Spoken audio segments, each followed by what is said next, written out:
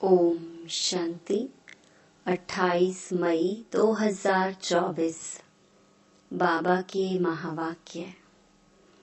मीठे बच्चे, बाप है सर्व संबंधों के प्यार की सैकरीन। एक मीठे माशूक को याद करो तो बुद्धि सब तरफ से हट जाएगी।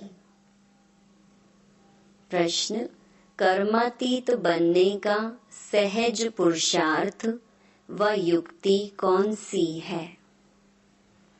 उत्तर: भाई भाई की दृष्टि को पक्का करने का पुरुषार्थ करो। बुद्धि से एक बाप के सिवाय और सब कुछ भूल जाए। कोई भी देहधारी संबंध याद ना आए तब कर्मातीत बनेंगे। अपने को आत्मा भाई भाई समझना यही पुरुषार्थ की मंजिल है। भाई भाई समझने से देह की दृष्टि विकारी ख्यालात खत्म हो जाएंगे। ओम शांति। डबल ओम शांति। डबल कैसे है? यह तो तुम बच्चों की ही बुद्धि में है। बाप भी बच्चों को ही बैठ समझाते हैं। पहले तो बाप का निश्चय होना चाहिए, क्योंकि यह बाप भी है, टीचर भी है, गुरु भी है। यूं तो लौकिक रीति से अलग अलग होते हैं। टीचर जवानी में किया जाता है, गुरु 60 वर्ष की आयु के बाद करते हैं। यह तो जब आते हैं तीनों ही इकट्ठी सर्विस करते हैं। कहते हैं छोटे बड़े सब पढ़ सकते हैं। बच्चों की ब्रेन अच्छी फ्रेश होती है। यह तो बच्चे समझ गए। छोटे बड़े सब जीव की आत्मा जरूर है। आत्मा जीव में प्रवेश करती है। आत्मा और जीव में फर्क तो है ना। यहाँ तुम बच्चों को आत्मा और परमात्मा का ज्ञान दिया जाता है।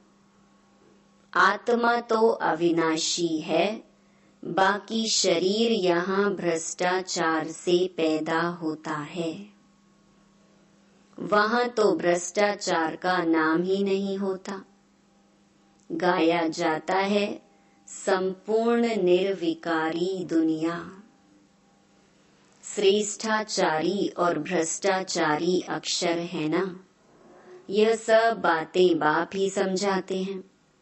बच्चों को सिर्फ यह पक्का निश्चय हो जाए कि हम आत्माओं का बाप हमको पढ़ाते हैं। बाप आते ही हैं पुरुषोत्तम संगम युग पर। तो इससे सिद्ध होता है कनिष्ठ से पुरुषोत्तम बनाते हैं। यह दुनिया ही कनिष्ठ तमो प्रधान है। इसको रौरव नर्क कहा जाता है। अब हमको वापस जाना है, इसलिए अपने को आत्मा समझो। बाप आए हैं लेने लिए। हम भाई भाई हैं, यह पक्का निश्चय कर लो। यह देह तो रहेगी नहीं, फिर विकार की दृष्टि खलास हो जाएगी। यह है बड़ी मंजिल। इस मंजिल पर बहुत थोड़े पहुंच सकते हैं। मेहनत है। पिछाड़ी में कोई भी चीज याद ना आए, इसको कहा जाता है कर्मातीत अवस्था। यह देह भी विनाशी है, इससे भी ममत्व निकल जाए। पुराने संबंध में ममत्व नहीं रखना है। अब तो नए संबंध में जाना है। पुराना आसुरी संबंध स्त्री पुरुष का कितना छीछी है। बाप कहते हैं अपने को आत्मा समझो। अब वापस जाना है। आत्मा आत्मा समझते रहेंगे तो फिर शरीर का भान नहीं रहेगा। स्त्री पुरुष की कशिश निकल जाएगी। लिखा हुआ भी है, अंतकाल जो स्त्री से मरे, ऐसे चिंतन में जो मरे। इसलिए कहते हैं अंतकाल गंगा जल मुख में हो, श्री कृष्ण की याद हो। भक्ति मार्ग में तो श्री कृष्ण की याद रहती है। श्री कृष्ण भगवानुवाच कह देते हैं। यहाँ तो बाप कहते हैं देह को भी याद नहीं करना है। अपने को आत्मा समझो और सब तरफ से दिल हटाते जाओ।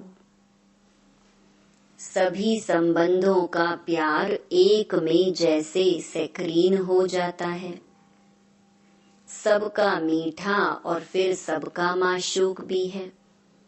माशूक एक ही है, परंतु भक्ति मार्ग में नाम कितने रख दिए हैं। भक्ति का विस्तार बहुत है। यज्ञ तप दान तीर्थ व्रत करना, शास्त्र पढ़ना, ये सब भक्ति मार्ग की सामग्री है। ज्ञान की सामग्री तो कुछ भी है नहीं। यह भी तुम नोट करते हो समझाने के लिए। बाकी तुम्हारे कागज आदि कुछ भी रहेंगे नहीं। बाप समझाते हैं बच्चे, तुम शांति धाम से आए थे, शांत ही थे। शांति के सागर से तुम शांति का, पवित्रता का वर्षा लेते हो। अभी तुम वर्षा ले रहे हो ना, ज्ञान भी ले रहे हो। स्टेटस सामने खड़ा है, यह ज्ञान सिवाय बाप के और कोई दे ना सके। यह है रूहानी ज्ञान। रूहानी बाप एक ही बार आते हैं रूहानी ज्ञान देने लिए। उनको कहते भी हैं पतित पावन। सुबह को बच्चों को बैठ ड्रिल कराते हैं। वास्तव में इसको ड्रिल भी नहीं कहा जाए। बाप सिर्फ कहते हैं बच्चे, अपने को आत्मा समझ मुझे याद करो। कितना सहज है। तुम आत्मा हो ना। कहाँ से आए हो? परम धाम से। ऐसे और कोई भी पूछेंगे नहीं। पारलौकिक बाप ही बच्चों से पूछते हैं, बच्चों परम धाम से आए हो ना? इस शरीर में पाठ बजाने। पाठ बजाते बजाते अब नाटक पूरा हुआ। आत्मा पतित बनी तो शरीर भी पतित बना है। सोने में ही अलॉय पड़ती है, फिर उनको गलाया जाता है। वह सन्यासी लोग ऐसे अर्थ कभी नहीं समझाएंगे। वो तो ईश्वर को जानते ही नहीं। बाप से योग रखो यह मानते ही नहीं। बाप जो सिखलाते हैं वह और कोई सिखला ना सके। इसमें तो प्रैक्टिकल में मेहनत करनी होती है। बाप तो कितना सहज करके समझाते हैं। गाते भी हैं पतित पावन है, सर्वशक्तिमान है, उसे ही श्री श्री कहा जाता है। और श्री कहा जाता है देवताओं को। उनको शोभता है। उन्हों की आत्मा और शरीर दोनों पवित्र हैं। आत्मा को तो कोई निर्लेप कह न सके। आत्मा ही 84 जन्म लेती है, परंतु मनुष्य ना जानने के कारण अनराइचियस बन पड़े हैं। एक बाप ही आकर राइचियस बनाते हैं, रावण अनराइचियस बनाते हैं। चित्र तो तुम्हारे पास है, बाकी ऐसा 10 शीश वाला रावण कोई होता नहीं। सतयुग में तो रावण है नहीं, यह तो क्लियर है, परंतु जो सुनने वाले होंगे वह कहेंगे यहाँ का सैपलिंग है। कोई थोड़ा सुनेंगे, कोई बहुत भी सुनेंगे। भक्ति मार्ग का देखो विस्तार कितना है। अनेक प्रकार के भक्त हैं, और फिर पहले से ही सुना है भगाते थे। श्री कृष्ण के लिए भी कहते हैं ना, भगाया। फिर ऐसे श्री कृष्ण को प्यार क्यों करते हैं, पूजते क्यों हैं? तो बाप बैठ समझाते हैं, श्री कृष्ण तो फर्स्ट प्रिंस है। वह तो कितना बुद्धिमान होगा। सारे विश्व का मालिक क्या कम बुद्धिमान होगा? वहां उन्हों को वजीर आदि होते नहीं, राय लेने की दरकार नहीं। राय लेकर तो संपूर्ण बना है, फिर राय क्या लेंगे? तुमको आधा कल्प कोई की राय नहीं लेनी होती है। स्वर्ग और नर्क का नाम भी सुना है, यह तो स्वर्ग हो ना सके। पत्थर बुद्धि हैं जो समझते हैं यहाँ हमको धन है, महल आदि सब हैं, यही स्वर्ग है। परंतु तुम जानते हो स्वर्ग तो है नई दुनिया। स्वर्ग में तो सब सदगति में होते हैं, स्वर्ग नर्क इकट्ठा थोड़े ही होगा।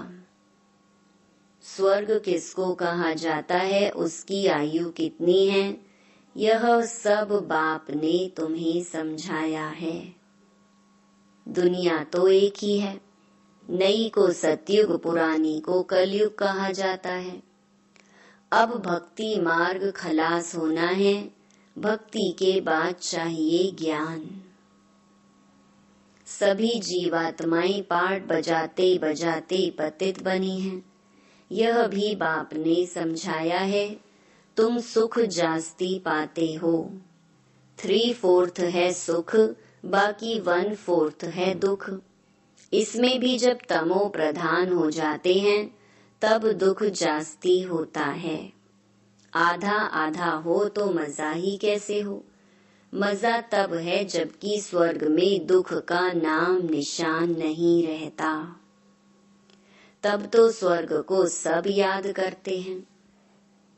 नई दुनिया और पुरानी दुनिया का यह बेहद का खेल है, जिसको कोई जान नहीं सकता। बाप भारतवासियों को ही समझाते हैं, बाकी जो सब हैं वह आधा कल्प में ही आते हैं।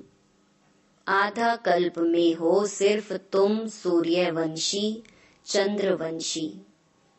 तुम पवित्र रहते हो इसलिए तुम्हारी आयु बड़ी रहती है और दुनिया भी नई है। वहां एवरीथिंग न्यू है, अनाज, पानी, धरनी आदि सब नया। आगे चलकर तुम बच्चों को सब साक्षात्कार कराते रहेंगे कि ऐसे ऐसे होगा। शुरू में भी हुए, फिर पिछाड़ी में भी होने चाहिए। नजदीक आएंगे तो खुशी होती रहेगी। मनुष्य बाहर देश से अपने देश में आते हैं तो खुशी होती है ना। कोई बाहर में कहाँ मरते हैं तो उनको एरोप्लेन से भी अपने देश में ले आते हैं। सबसे फर्स्ट क्लास पवित्र ते पवित्र धरणी भारत है। भारत की महिमा को तुम बच्चों के सिवाय और कोई जानते ही नहीं। वंडर ऑफ द वर्ल्ड है ना, उसका नाम है स्वर्ग। वह जो वंडर्स दिखाते हैं वह हैं सब नर्क के। कहाँ नर्क के वंडर्स, कहाँ स्वर्ग के। रात दिन का फर्क है। नर्क के वंडर्स भी बहुत मनुष्य देखने जाते हैं। कितने ढेर मंदिर हैं, वहाँ तो मंदिर होते नहीं, नेचुरल ब्यूटी रहती है। मनुष्य बहुत थोड़े होते हैं, सुगंध आदि की भी दरकार नहीं रहती है। हर एक को अपना अपना फर्स्ट क्लास बगीचा रहता है, फर्स्ट क्लास फूल होते हैं। वहाँ की तो हवा भी फर्स्ट क्लास होगी, गर्मी आदि कभी तंग नहीं करेगी। सदैव बाहरी मौसम रहेगा। अगरबत्ती की भी दरकार नहीं। स्वर्ग का तो नाम सुनते ही मुख पानी होता है। तुम कहेंगे ऐसे स्वर्ग में तो झट पहुँचे, क्योंकि तुम स्वर्ग को जानते हो, परंतु फिर दिल कहती है अभी तो हम बेहद के बाप के साथ हैं। बाप पढ़ाते हैं, ऐसा चांस फिर थोड़े ही मिलेगा। यहाँ मनुष्य मनुष्य को पढ़ाते हैं, वहाँ देवताएं देवताओं को पढ़ाएंगे। यहाँ तो बाप पढ़ाते हैं, रात दिन का फर्क है। कितनी खुशी होनी चाहिए। 84 जन्म भी तुमने लिए हैं। तुम ही वर्ल्ड की हिस्ट्री ज्योग्राफी को जानते हो कि हमने तो अनेक बार यह राज्य लिया, फिर रावण राज्य में आई। अब बाप कहते हैं तुम एक जन्म पवित्र बनो तो 21 जन्म तुम पावन बन जाएंगे। क्यों नहीं बनेंगे? परंतु माया ऐसी है, भाई बहन की भी दाल नहीं गलती, कच्चे रह जाते हैं। दाल गले तब जब अपने को आत्मा समझ भाई भाई समझो, देह का भान निकल जाए। यह है मेहनत। सहज भी बहुत है। कोई को कहेंगे बहुत डिफिकल्ट है तो उनकी दिल हट जाएगी, इसलिए इसका नाम ही है सहज याद। ज्ञान भी सहज है। 84 के चक्कर को जानना है, पहले पहले बाप का परिचय देना है। बाप की याद से ही आत्मा की जंग उड़ जाएगी और पवित्र दुनिया का वर्षा पाएंगे। पहले बाप को याद करो। भारत का प्राचीन योग ही कहते हैं, जिससे भारत को विश्व की बादशाही मिलती है। प्राचीन कितने वर्ष हुए? तो लाखों वर्ष कहते। तुम जानते हो 5000 वर्ष की बात है। वही राजयोग फिर से बाप सिखला रहे हैं, इसमें मूंझने की दरकार ही नहीं। पूछा जाता है तुम आत्माओं का निवास स्थान कहाँ है? तो कहेंगे हमारा निवास स्थान भ्रकुटी है। तो आत्मा को ही देखना पड़े। यह ज्ञान तुमको अभी मिलता है, फिर वहाँ ज्ञान की दरकार नहीं रहेगी। मुक्ति जीवन मुक्ति को पा लिया, खलास। मुक्ति वाले भी अपने समय पर जीवन मुक्ति में आकर सुख पाएंगे। सब जीवन मुक्ति में आते हैं वाया मुक्ति। यहाँ से जाएंगे शांति धाम और कोई दुनिया है नहीं। ड्रामा अनुसार सबको वापस जाना ही है। विनाश की तैयारियां हो रही हैं। इतना खर्चा कर बॉम्ब्स बनाते हैं, सो रखने के लिए थोड़े ही बनाते हैं। बारूद है ही विनाश के लिए। सतयुग त्रेता में यह चीजें होती नहीं। अब 84 जन्म पूरे हुए, हम यह शरीर छोड़ घर जाएंगे। दीपमाला पर सब नए नए अच्छे अच्छे कपड़े पहनते हैं ना। तुम आत्मा भी नई बनती हो। यह है बेहद की बात। आत्मा पवित्र बनने से शरीर भी फर्स्ट क्लास मिलता है। इस समय आर्टिफिशियल फैशन करते हैं, पाउडर आदि लगाकर खूबसूरत बन जाते हैं। वहाँ तो नेचुरल ब्यूटी होती है। आत्मा एवर ब्यूटीफुल बन जाती है, यह तो तुम समझते हो।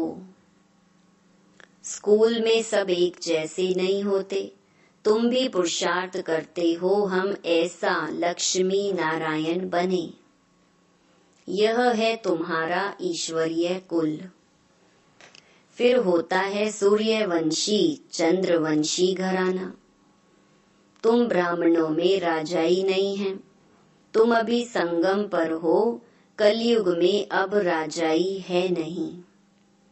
भल कोई राजाई रह भी जाती, नील तो कभी होती नहीं।